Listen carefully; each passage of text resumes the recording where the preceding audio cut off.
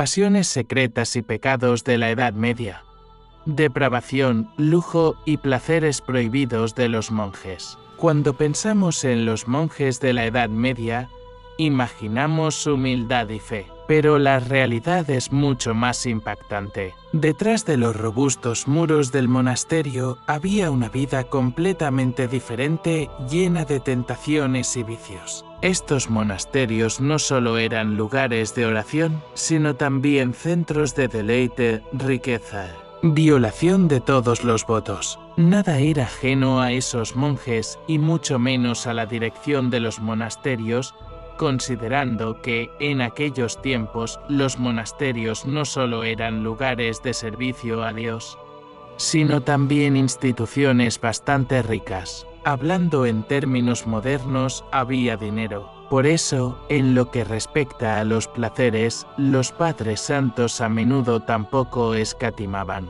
Nuestras manos están cansadas. Quizás el entretenimiento más inofensivo e incluso gracioso era el de los monjes que copiaban libros de la iglesia. En un día, un monje podía copiar alrededor de 5 o 6 páginas. En realidad, este trabajo era bastante complicado, monótono y requería una gran atención, ya que cada letra se dibujaba por separado. Además, era necesario asegurarse de la corrección y conformidad con el original. Estar sentado todo el día encorvado no era tarea fácil. Por lo tanto, no es de extrañar que los monjes copistas inventaran una manera no oficial de divertirse. Por supuesto, esto no era alentado oficialmente, pero el entretenimiento no oficial prosperaba. Hoy en día, a todos los copistas se les ha dado incluso un nombre para esto: drogerie, es decir,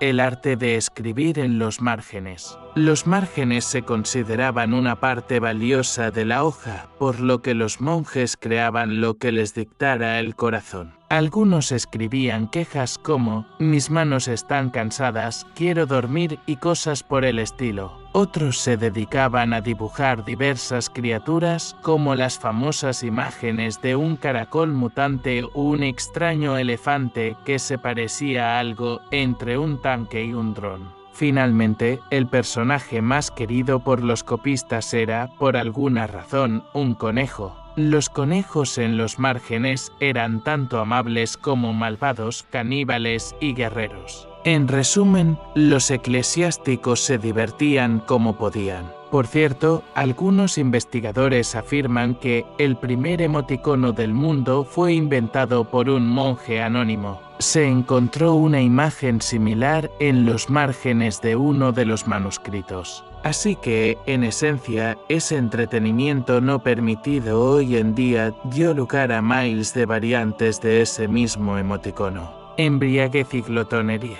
Si prestamos atención a los grabados y pinturas medievales, podemos notar que los clérigos, por lo general, no se caracterizaban por tener un cuerpo esbelto. Por supuesto, esto no se aplicaba a los peregrinos y similares, pero aquellos que vivían bastante tiempo en los monasterios al menos parecían bien alimentados. Aquí hay un dato curioso: el gran monje occidental, San Benito, prohibió categóricamente en sus enseñanzas que los monjes consumieran carne. Pero el astuto monje dejó una pequeña laguna: se permitía comer carne a los que estaban enfermos. Por lo tanto, en los monasterios todos los clérigos padecían de enfermedades incurables disfrutando de la carne bien preparada. Y aún más interesante es que, según datos promedio, un monje consumía casi 1,5 libras de pan al día. En esos tiempos, esto era un lujo inaudito, pero el hecho es que 1,5 libras se refiere solo a la harina y, en realidad, los monasterios tenían panaderías bastante decentes que deleitaban a sus hermanos con exquisitos productos horneados. Naturalmente, con tanta abundancia, uno engorda rápidamente y ni siquiera los ayunos obligatorios afectaban mucho la figura. Como ejemplo de la propagación del amor por los dulces, que está categóricamente prohibido por la Iglesia, se puede mencionar a San Francisco.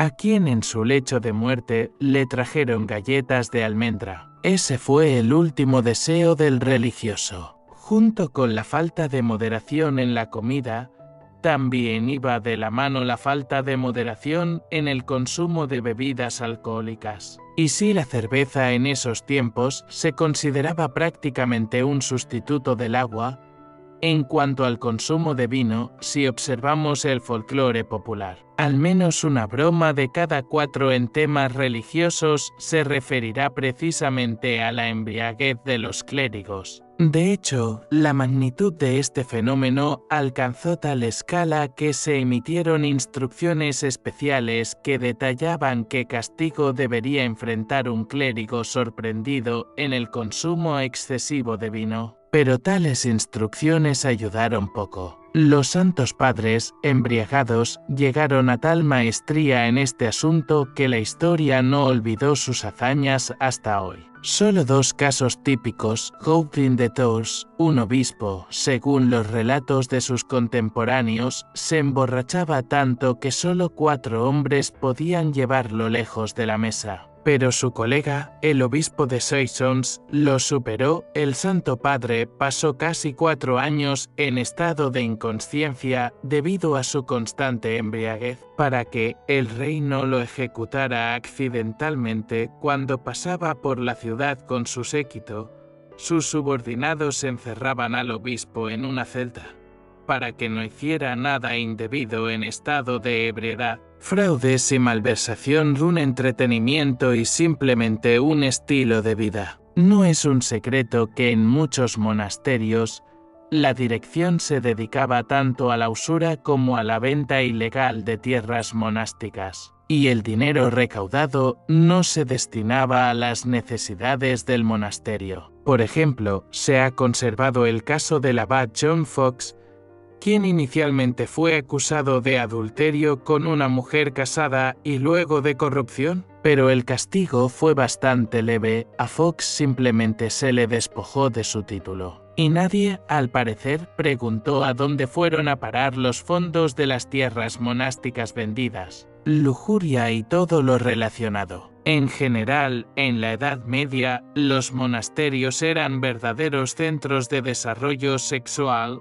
y esto a menudo resultaba ser cierto. Las relaciones entre clérigos y monjas eran especialmente comunes. Desde el punto de vista del clérigo, una monja es la novia de Cristo, y al amar a Cristo, uno se enamora involuntariamente de la monja. Sin embargo, el castigo por tales actos a menudo era bastante severo. En el siglo XII, en uno de los monasterios, se descubrió que un clérigo había tenido relaciones con una monja, y a petición del abad, el clérigo se castró a sí mismo, y por alguna razón, el producto cortado se colocó en la boca de la pecadora monja. Pero, para ser justos, hay que decir que tales casos no eran comunes. Al contrario, muchos clérigos de alto rango se entregaban a diversiones en grande. Por ejemplo, el obispo Lepswet denunció que había surgido una verdadera secta de clérigos herejes que practicaban una cercanía muy extraña. Según él, las reuniones se llevaban a cabo en una cueva secreta, donde un alto dignatario de la iglesia insertaba ya saben dónde una cuchara de plata. Luego todos los presentes la besaban, después de lo cual comenzaban los desenfrenados entretenimientos para adultos. Si bien la cuestión de la cuchara podría haber sido inventada por el obispo respecto a los entretenimientos en la cama que a menudo se combinaban con rituales abiertamente paganos, la historia ha conservado suficientes testimonios. Esto es lo que escribió Guillaume Pepin. Muchos clérigos no reformados, incluso aquellos ordenados en el sacramento eclesiástico, solían entrar en monasterios femeninos no reformados y entregarse con las monjas a desenfrenados bailes y diversiones en la cama, de esto de día y de noche. No diré más para no ofender las mentes piadosas. Y había muchas maneras de ofender las mentes piadosas. Para empezar, lo más inofensivo era lo que se consideraba rituales abiertamente paganos. Detrás de los fuertes muros del monasterio, los hermanos se entregaban a unos sucios amoríos tan abiertos que podrían compararse con una simple reunión de brujas. Además, los rituales y actos que ocurrían no solo no eran aprobados, sino que incluso eran categóricamente condenados por la Iglesia. Sin embargo, los propios sirvientes de la Iglesia a veces se entregaban a tales extremos que, no soportando las emociones, simplemente morían. Los monjes de los monasterios masculinos bailaban entonces con las monjas de los monasterios femeninos cercanos, y los obispos se unían a la diversión. La crónica de Erfurt incluso describe cómo un dignatario de la Iglesia se entregó a tales ejercicios que murió de un derrame de sangre en la cabeza. En la Inglaterra medieval había muchas acusaciones contra monjas que, voluntaria o involuntariamente, se entregaban a placeres carnales, no solo con sus hermanos en la fe, sino también con los lugareños. Pero, para ser justos, hay que decir que la parte masculina del monasterio no se quedó atrás en cuanto al cumplimiento de las reglas eclesiásticas. Así, en 1531, un monje llamado John Lichers fue acusado de corrupción.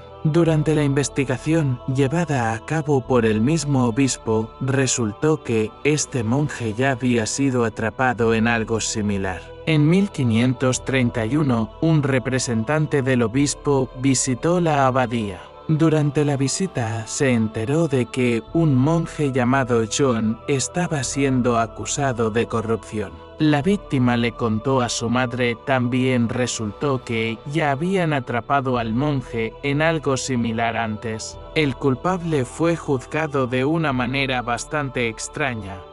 Se prohibió estrictamente que entraran niños a su celda. Por supuesto, donde hay tales asuntos, no puede faltar el amor entre personas del mismo sexo. Oficialmente, se castigaba a los monjes por esto, y de manera totalmente oficial, no podía existir tal cosa. Pero el hecho es que la historia ha conservado lo que se llaman libros de penitencia, en los cuales se examinaba de manera clara y detallada cómo podía expiarse un pecado determinado. Estos 3 libros fueron llamados el libro de Finian, el libro de Columba y el libro de Qumran. Y lo más interesante es que tratan sobre el castigo por delitos específicos exclusivamente en el marco del amor entre personas del mismo sexo. Curiosamente, en los libros se menciona la frase si esto se ha convertido en un hábito. En caso de hábito, el castigo se endurecía varias veces. Quienes satisfacen sus deseos mediante los labios deben realizar penitencia durante 3 años. Si se ha convertido en un hábito, entonces 7.